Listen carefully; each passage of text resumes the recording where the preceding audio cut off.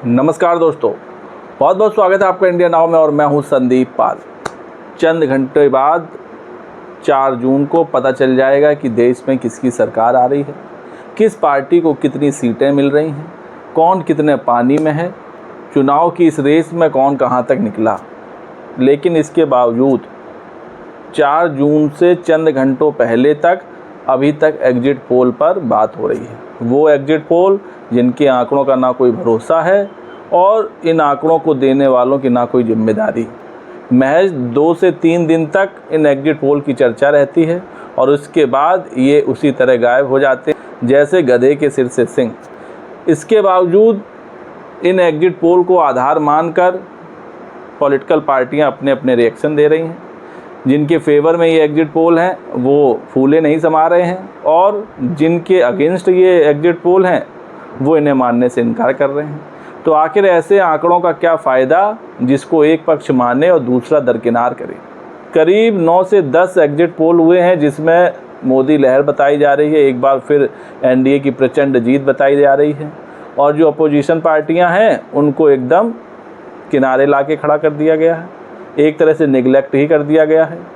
अगर यूपी की बात करें तो यूपी में इंडिया गठबंधन को बमुश्किल 14 से 15 सीटें मिल रही हैं। वहीं बीएसपी सुप्रीमो मायावती की बहुजन समाज पार्टी, उसका तो खाता ही नहीं खुल रहा है, ऐसा बताया जा रहा है। और एक आध एग्जिट पोल है जो 1 सीट दे रहा है, मानो 1 सीट देकर सहानुभूति जता रहा है। और इन आंकड़ों को लेकर इसीलिए विपक्षी पार्टियों में तरह तरह का रोष है और इसीलिए वो अपने समर्थकों और अपने चाहने वालों से अपील कर रहे हैं कि इस एग्जिट पोल के चक्कर में ना पड़ें। 4 जून कल है और उसका इंतज़ार करें और 4 जून को पता चल जाएगा कि किस पार्टी को कितनी सीटें मिल रही हैं। तो दोस्तों, मेरा भी मानना है कि आप भी इन एग्जिट पोलों के चक्कर में ना आएँ। हम बात करेंगे इस वीडियो में कि यूपी में किस दल को कितनी सीटें मिल सकती हैं। तो सबसे पहले बात करते हैं बीएसपी की, उस पार्टी की जिसकी कोई चर्चा नहीं कर रहा, जिसको सब साइडलाइन मान रहे हैं, जिसे लोग रेस में ही नहीं मान रहे हैं। लेकिन ऐसा है नहीं। इस बार बीएसपी यूपी में कम से कम 18 से 20 सीटें, पंजाब में कम से कम 2 से 3 सीटें, बिहार में कम से कम 1 से 2 सीटें, राजस्थान में कम से कम 2 से 3 सीटें और एमपी में भी कुछ इस तरह सीटें ला सकती है। एमपी में भी खाता खुल सकता है। और ये जो मैं आपको आंकड़े बता रहा हूँ इसके पीछे एक लॉजिक है। ये हवाई एग्जिट पोल वाले आंकड़े नहीं हैं, क्योंकि इस बार जिस तरह बीएसपी सुप्रीमो मायावती ने पूरे देश में रैलियां की हैं, उनका वोट बैंक एकजुट हुआ है और उनकी रैलियों में जो भीड़ उमड़ी है, लाखों की तादाद में लोग पहुंचे उनको देखने और सुनने के लिए। और ख़ुद मायावती ने जो महसूस किया, जो धरातल पर जाना, वो ये कि इस बार बदलाव की बहार है, बदलाव की बयार है, ये बदलाव वाला चुनाव है। लेकिन बावजूद इसके एग्जिट पोल में बीएसपी को एकदम साइडलाइन कर दिया गया। ऐसा कर दिया गया कि मानो बीएसपी चुनाव ही नहीं लड़ी है, बीएसपी का कुछ वोट बैंक ही नहीं रह गया। ऐसा क्या संभव है? क्या आप ऐसा मानते हैं? तो यूपी में बीएसपी कम से कम 18 से 20 सीटें जीत सकती है, जिसमें ज़्यादातर सीटें पूर्वांचल की हो सकती हैं, कुछ सीटें बुंदेलखंड की हो सकती हैं और कुछ सीटें पश्चिमी यूपी की हो सकती हैं।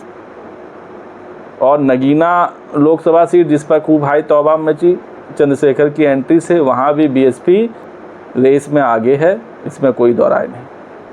इसके अलावा पंजाब में जहाँ भीषण गर्मी में 1 जून को 13 सीटों पर चुनाव हुए, उस पंजाब में भी मायावती ने आखिरी दौर में रैलियाँ की और उन रैलियों में भी भरपूर भीड़ उमड़ी। और जिस तरह का पंजाब में दलित वोट बैंक है, उससे लग रहा है कि इस बार दलित वोट बैंक बीएसपी की तरफ पूरी तरह डाइवर्ट हुआ है, क्योंकि 10 साल के शासन में दलित भी समझ गए हैं कि उनका असली हितैषी कौन है। तो इस बार जिस तरह के मुद्दों पर बीएसपी ने चुनाव लड़ा, फिर चाहे वो संविधान की बात हो, समानता की बात हो, नौकरी की बात हो, बेरोजगारी की बात हो, अन्याय की बात हो, उन सभी मुद्दों को लेकर एक बहुत बड़ा मैसेज दलित समाज में गया है मायावती के जरिए। इसीलिए मैं कह रहा हूं कि इस बार बीएसपी का परफॉर्मेंस 2014-2019 के मुकाबले बहुत बेहतर होने वाला है, बहुत उम्दा होने वाला है। भले ही एग्जिट पोल वाले बीएसपी को दरकिनार करते रहें। एग्जिट पोल के जो आंकड़े आए उससे तो ऐसा लग रहा है कि मानो बीएसपी रेस में ही नहीं है, बीएसपी ने चुनाव ही नहीं लड़ा है। कोई भी एग्जिट पोल में बीएसपी को 1 सीट नहीं दी गई। क्या यही सर्वे है, क्या यही आंकड़े हैं, क्या यही रिसर्च किया गया है कि बीएसपी का खाता नहीं खुलने वाला है, जबकि देश भर में बीएसपी 400 से ज़्यादा सीटों पर लड़ रही है?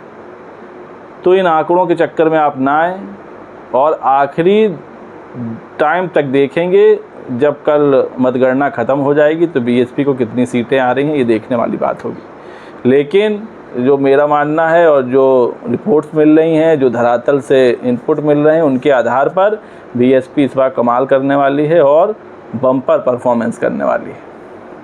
इंडिया गठबंधन के बराबर सीटें बीएसपी की आने वाली हैं यूपी में।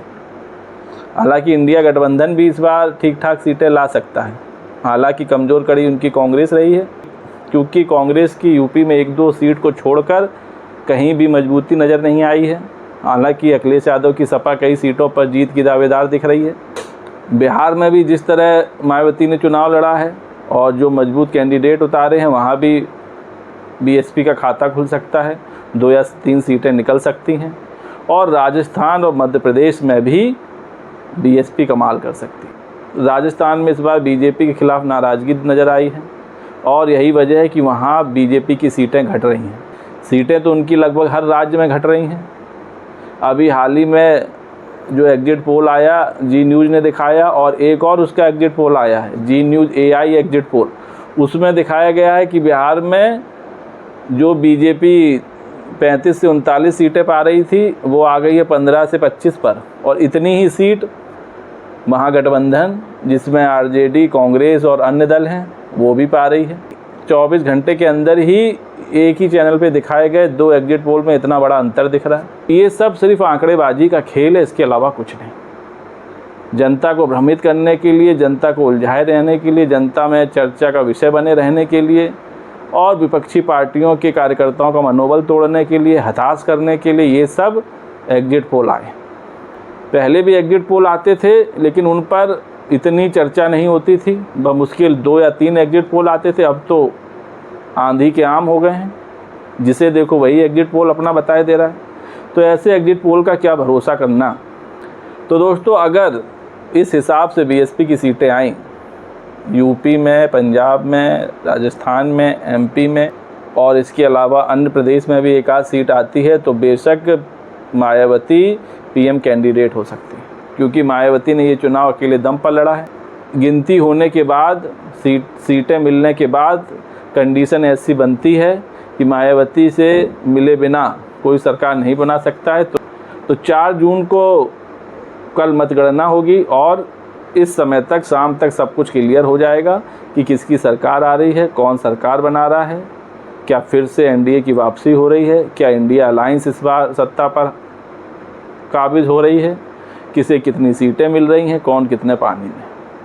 तो दोस्तों, आपको क्या लगता है बीएसपी की कितनी सीटें आ रही हैं इस बार इस लोकसभा चुनाव में? अपनी राय कमेंट्स करके दें और वीडियो पसंद आया हो तो चैनल को लाइक, शेयर और सब्सक्राइब करना ना भूलिए।